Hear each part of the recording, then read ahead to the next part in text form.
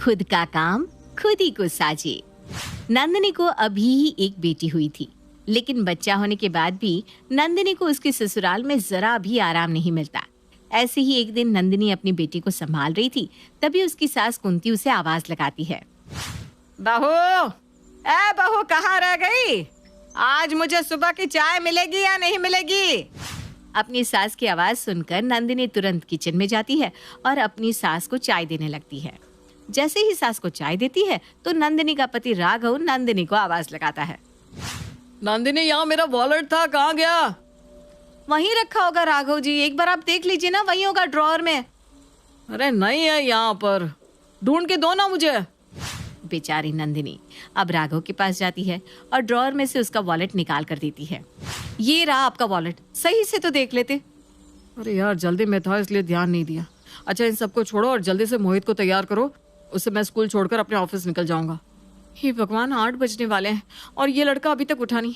आप मुझे 15 मिनट दीजिए, मैं 15 मिनट में इसको नहला धुला कर तैयार कर देती हूँ। तब तक आप ब्रेकफास्ट कर लीजिए ना। नंदिनी अब दौड़ती हुई मोहित के पास जाती है और उसे उठाकर स्कूल के लिए तैयार कर देती है। कुछ देर बाद राघव मोहित को अपने साथ उसे स्कूल छोड़ने के लिए ले जाता है, पर तभी वहाँ नंदिनी का देवर विक्रम आता है। भाभी, सुबह का ब्रेकफास्ट जल्दी से लगा दो, मैं बहुत लेट हो चुका हूँ। रिया कहाँ है देवर जी? भाभी, आप जानती है ना, रिया प्रेग्नेंट है, उससे कोई काम नहीं हो पाता। वैसे भी आज उसकी तबीयत थोड़ी डाउन चल रही है, इसलिए मैंने उसको परेशान करना जरूरी नहीं समझा। अच्छा ठीक है, कोई बात नहीं, आप यहाँ बैठो, मैं आपके लिए अभी ब्रेकफास्ट लगा देती हूँ। बेचारी नंदिनी अब अपने देवर का भी ब्रेकफास्ट लगाती है। तभी उसकी छोटी बेटी रोने लगती है। घर में इतना काम और अपनी बेटी को रोता देख नंदिनी परेशान हो जाती है, क्योंकि वो एक टाइम पर अपने घर और अपने बच्चों को संभाल नहीं पा रही थी।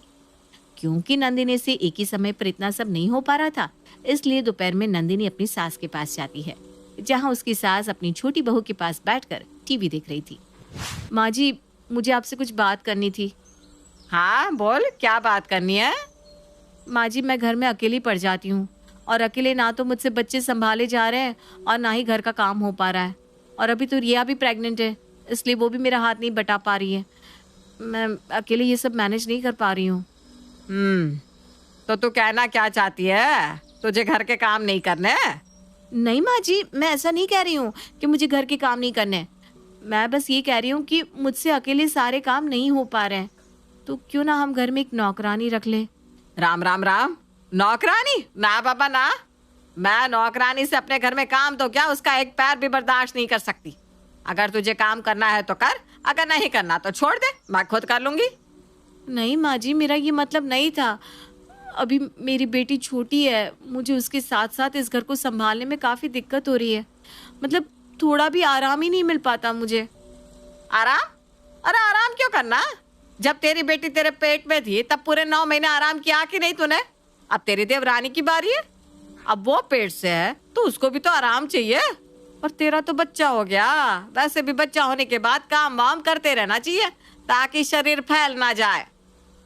हाँ दीदी, माँ जी सही कह रही है, आपको काम करना चाहिए, क्योंकि जब तक आप काम नहीं करेंगी तब तक आप पतली कैसे होंगी। और वैसे भी नौकरानी रखने से अच्छा है खुद का काम खुद ही किया जाए। वो कहते हैं ना, खुद का काम खुद ही को साजे। अब भगवान जाने नौकरानी कहाँ कहाँ से आती है। रिया और कुंती की बात से साफ पता चल रहा था कि नंदिनी को आराम नहीं मिलने वाला, इसलिए नंदिनी उनके सामने कुछ नहीं बोलती और चुपचाप वहां से अपने कमरे में चली जाती है। क्योंकि नंदिनी काफी ज्यादा थक जाती है, इसलिए वो रात को जल्दी सो जाती थी। ऐसी ही एक रात राघव नंदिनी के पास आकर बैठता है। क्या हुआ नंदिनी, तुम्हारा चेहरा काफी उतरा हुआ है, तुम्हारी तबीयत तो ठीक है ना? हाँ, तबीयत तो ठीक है मेरी, लेकिन बहुत थक जाती हूँ। मुझे खुद के लिए जरा सा भी समय नहीं मिल पा रहा है राघव जी। मैंने माँ से नौकरानी रखने की बात कही तो उन्होंने साफ मना कर दिया। आप तो मेरी बात सुनिए, मतलब मैं चाहती हूँ कि कोई समझे ना समझे, लेकिन आप तो मुझे समझिए। मैं खुद को जरा भी समय नहीं दे पा रही हूँ। बच्चा, घर, परिवार, इन सब में उलझ कर रह गई हूँ। बहुत थक जाती हूँ राघव जी। प्लीज माँ जी से बात कीजिए ना इस घर में नौकरानी रखने के लिए। नंदिनी, तुम्हें पता है ना, इस घर में सिर्फ माँ की चलती है। मैं जानती हूँ राघव जी, लेकिन आप भी तो इस घर के बड़े बेटे हैं। अगर आप माँ जी से बात करेंगे तो वो आपकी जरूर सुनेगी। एक बार आप मेरे लिए बात तो कीजिए।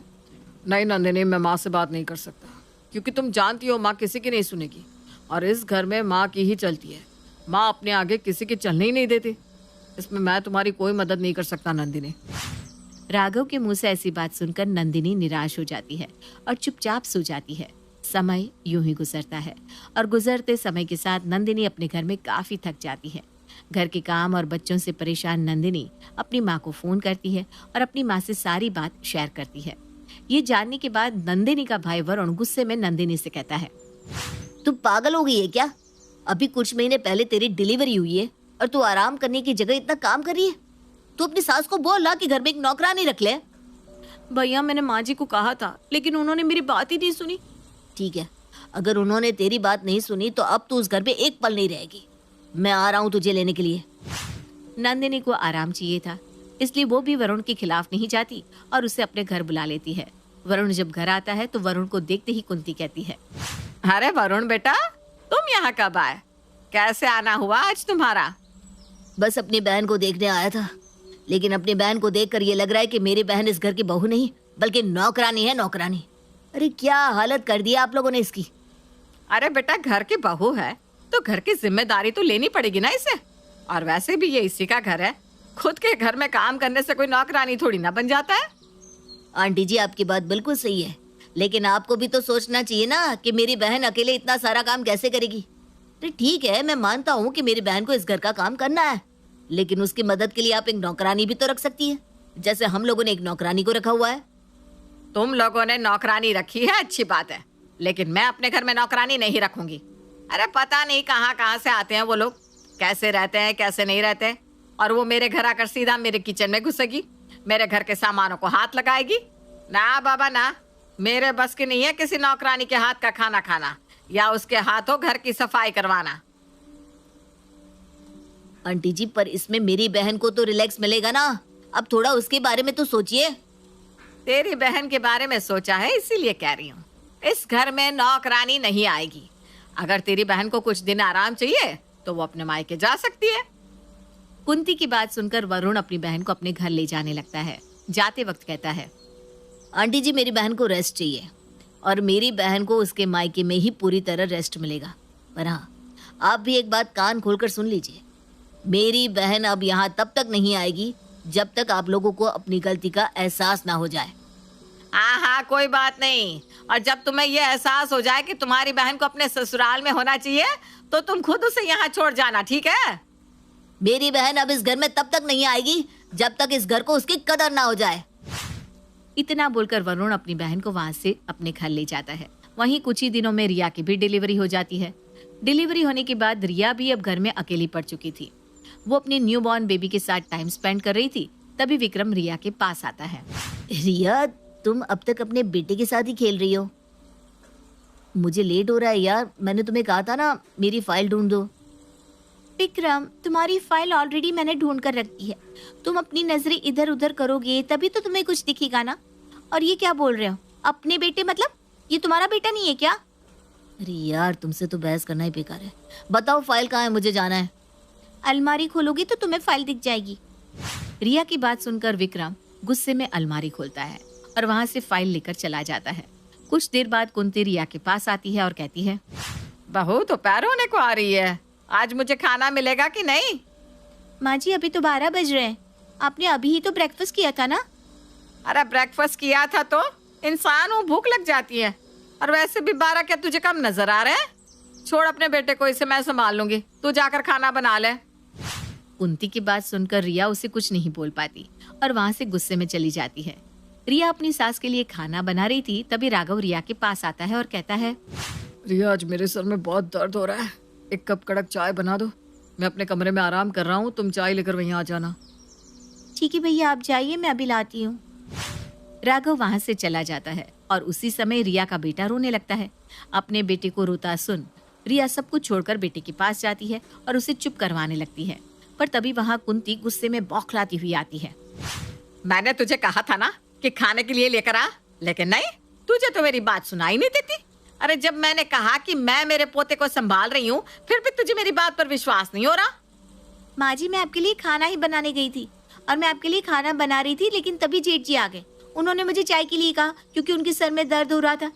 फिर मैं उनके लिए चाय और आपका खाना दोनों साथ में बना रही थी, तभी मुझे मेरे बेटे की रोने की आवाज़ सुनाई दी। अब मैं अपने बेटे को देखूं या आप दोनों के काम को?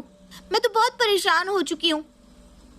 दीदी सही कहती थी, इस घर में एक नौकरानी का होना बहुत ज़रूरी है। अच्छा, तो अब तुझे जेठानी की याद आ रही है? उसकी कही बात सच लग रही है।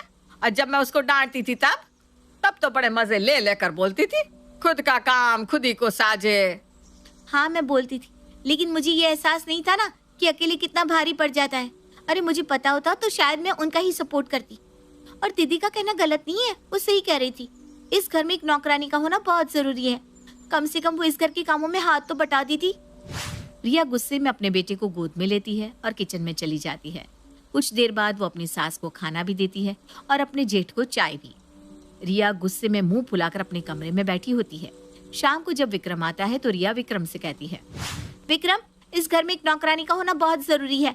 नंदिनी दीदी बिल्कुल सही कहती थी, अकेले घर को संभाल पाना बहुत मुश्किल है। मेरे पास तो सिर्फ एक बच्चा है, लेकिन उनके पास तो दो बच्चे थे। ऊपर से वो इस घर को इतने अच्छे से मैनेज करती थी। देखो विक्रम, मुझसे अकेले काम नहीं होता, मैं बहुत थक जाती हूँ। प्लीज माँ जी को बोलो ना, वो इस घर में एक नौकरानी रख ले। रिया, मैं तुम्हारी बात समझ रहा हूँ, लेकिन तुम खुद सोचो, जब भैया भाभी के लिए कुछ नहीं कर पाए तो मैं तुम्हारे लिए कैसे कुछ कर लूँ? जब बड़े भाई ने माँ को कुछ नहीं कहा तो मैं माँ से कैसे जुबान लड़ा सकता हूँ? ठीक है, कोई बात नहीं। जैसे दीदी इस घर से गई है, लगता है वैसे ही मुझे भी आराम करने के लिए मायके जाना होगा। विक्रम, मैं कल अपने मायके जा रही हूँ। माँ जी से ये बात कह देना कि माँ जी जब अपने विचार बदल ले तब मैं वापस आ जाऊंगी। इतना बोलकर रिया सोने के लिए चली जाती है और अगले दिन वो भी अपना सामान पैक करके मायके जाने लगती है। पर तभी उसकी सास उसे रोकते हुए कहती है, अरे बहू, सुबह सुबह अपना बैग पैक करके कहाँ जा रही है तू? माँ जी, मैं अपने मायके जा रही हूँ। मैं यहाँ बहुत थक गई हूँ। मैं ना तो खुद को समय दे पाती हूँ, ना ही विक्रम जी को, और ना ही अपने बच्चे के लिए समय निकाल पाती हूँ। मैं इस घर के कामों में इतनी उलझ गई हूँ कि मैंने खुद को ही खो दिया है। इसलिए मैं कुछ दिनों के लिए अपने मायके जा रही हूँ। अच्छा, तो तुझे भी अपनी जेठानी के जैसे भूत चढ़ गया है आराम का। ठीक है, जा, मैं तुझे रोकूंगी नहीं। अरे मैं अपने घर को खुद संभाल सकती हूँ। तुम दोनों के आने से पहले भी संभालती थी ना अपने घर को, आगे भी संभालूंगी। रिया अपनी सास की बातों का कोई जवाब नहीं देती और वहां से चली जाती है। समय गुजरता है और गुजरते समय के साथ कुंती अपने घर को अकेले संभालने लगती है। कुंती किचन में खाना बना रही थी, तभी विक्रम अपनी माँ को आवाज लगाता है, माँ, कल रात को ही आपने कपड़े प्रेस किए थे और अभी ये प्रेस किसने तोड़ दी? अब मैं क्या पहन कर जाऊं? अरे तो क्या हो गया, कोई और कपड़े पहन ले। जरूरी है क्या यही पहनना है तुझे? माँ, आज मेरे ऑफिस में मीटिंग है और मीटिंग में मैं कैजुअल ड्रेस पहनकर नहीं जा सकता। मुझे ऑफिशियली रहना पड़ता है यार। अच्छा ठीक है, गुस्सा मत कर। मैं अभी तेरे कपड़े को दोबारा प्रेस कर देती हूँ। हो सकता है मुझसे ही खराब हो गया हो। कुंती की बात का जवाब विक्रम नहीं देता और नहाने के लिए चला जाता है। वहीं कुंती विक्रम के कपड़े प्रेस कर देती है। उसी समय राघव कुंती के पास आकर कहता है, माँ, अब तक ब्रेकफास्ट नहीं बना, टाइम देख रही हो आप? अगर ऐसे ही लेट करती रहोगी तो मैं तो पहुंच गया ऑफिस और कर लिया ऑफिस में काम। अरे राघव, इतना गुस्सा क्यों कर रहा है? मैं विक्रम के कपड़े प्रेस करने लग गई थी, वरना मैं ब्रेकफास्ट बना देती। थोड़ी देर रुक जा, अभी बना कर लाती हूँ। नहीं, रहने दो माँ, मैं बाहर से कुछ खा लूंगा। वैसे ही मुझे बहुत लेट हो चुका है आज। इतना बोलकर राघव गुस्से में भूखे पेट अपने ऑफिस चला जाता है। आज कुंती बहुत ज्यादा थक जाती है और अपने बेटे को भूखा जाता देख उसे जरा भी अच्छा नहीं लगता। शाम को जब उसके दोनों बेटे घर आते हैं तो अपनी माँ को थका हारा बिस्तर पर देखकर माँ से पूछते हैं, क्या हुआ माँ, आपकी तबीयत तो ठीक है ना? हाँ माँ, तबीयत ठीक है ना। आप इतनी थकी हुई इस तरह सोफे पर क्यों बैठी हो? राघव, विक्रम, आज तुम्हारी माँ बहुत थक गई है। पहले मैं इस घर को कितने अच्छे से संभाल कर रखती थी, लेकिन बहू के आने से मेरी आदत छूट गई और अब उम्र होने की वजह से मुझसे कोई काम भी नहीं हो पा रहा। पर माँ, इस घर में जो काम करती थी, जिसने इस घर को संभाला हुआ था, आपके प्रेशर की वजह से वो इस घर को छोड़कर चली गई। उन्होंने आपसे मांगा ही क्या था? मदद के लिए एक नौकरानी। अगर आप मदद के लिए एक नौकरानी रख देती तो शायद ना तो आज नंदिनी जाती और ना ही रिया। भैया बिल्कुल सही कह रहे हैं माँ, आप तो बस हम दोनों में ही उलझ गई। जरा सोचो, उनके पास तो उनका बच्चा भी था, हम भी थे, आप भी थे, और इस घर की जिम्मेदारी भी थी। वो लोग किस तरह मैनेज करती होंगी? तुम दोनों सही कह रहे हो बेटा। आज मुझे एहसास हो रहा है कि मेरी बहू को कितनी दिक्कतों का सामना करना पड़ता होगा और वो क्यों गुस्से में यहाँ से चली गई। पर कोई बात नहीं, अगर मेरी दोनों बहुएं मेरी वजह से इस घर को छोड़कर गई हैं तो मैं भी उन दोनों को दोबारा इस घर में लेकर आऊंगी। इतना बोलकर कुंती अपनी बड़ी बहू नंदिनी के घर जाती है और उससे माफी मांगकर उसे घर ले आती है। और ठीक वैसा ही वो रिया के साथ भी करती है। अपनी सास को माफी मांगता देख कुंती की दोनों बहू उसे माफ कर देती है और एक बार फिर वो तीनों मिलकर घर को संभालती है। इस बार अब ना तो उन्हें नौकरानी की जरूरत पड़ी और ना ही किसी की हेल्प की, क्योंकि वो तीनों ही एक दूसरे की मदद करने में पीछे नहीं हटते। इस तरह एक बार फिर नंदिनी का ससुराल पहले की तरह खुशहाल हो जाता है।